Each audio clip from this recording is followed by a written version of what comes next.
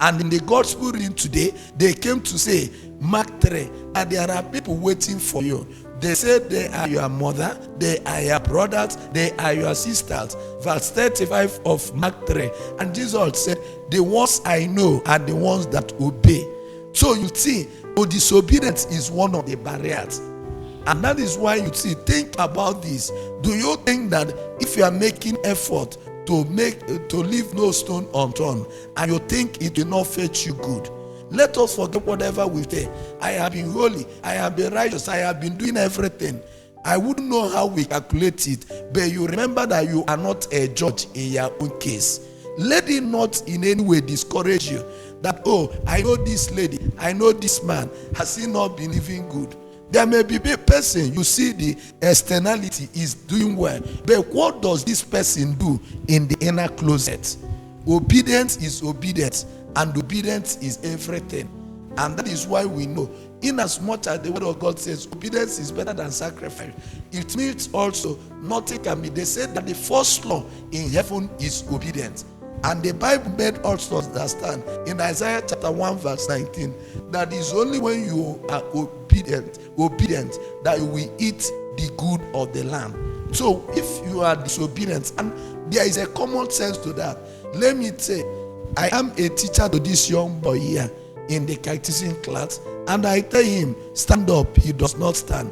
I say, go there, he does not go. I say, do this, bring this for me, he does not. By the end of the day, do you think I will approve him to receive communion? I cannot, because when I say stand up, he does not stand, he is disobedient.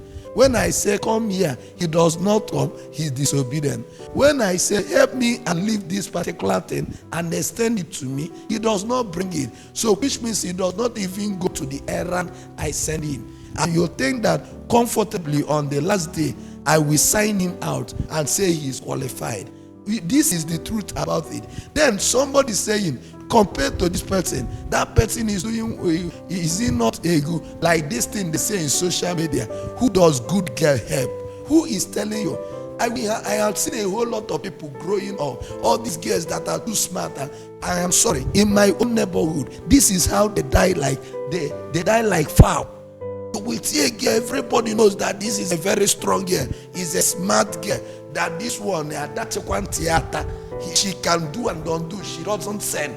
She's here today, she's there. You see her moving with many people. How do they die? I'm not saying, but that is it. And we know the truth about it.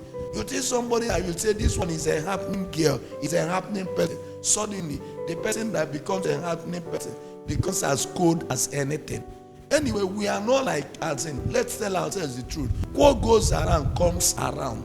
There is nothing to be compared with obedience. I remember what God told Abraham, because you did this, Genesis 22:17. In the time of blessing, I will bless you. In multiplicity time, I will multiply you. For what? Just because you do one thing that you obeyed. Like the instance of a young boy that I said here, he is in my catechism class. I come to be his teacher. I am the person to certify him that he will receive communion. If he's not obeying, what on earth will make me to approve him? Nothing. But imagine also that he is obeying. That means also that he has a special place in my heart. And that is where we come to here. For no, as Jesus says, that those I know are those who obey. And that is why the first reading today became a very clear example. I want to tell you a story about that first reading, where we had today that David brought in the Ark of the Covenant to his house and used it to bless the people, and they ate, they were very happy. What happened? They were transferring it before. That's 2 Samuel chapter 6, the first reading of today. And as they were transferring it, two men, Uzzah's, they were helping to carry it. But when the thing dangled, Uzzah was like playing with it to steady it. And then the word of God said, in that error, God struck him. Verse 7, struck Uzzah's dead. So now everybody ran away. Then David, in his capacity as king, commanded Obed-Edom, because as they ran away, they cannot keep the Ark of the Covenant on the way.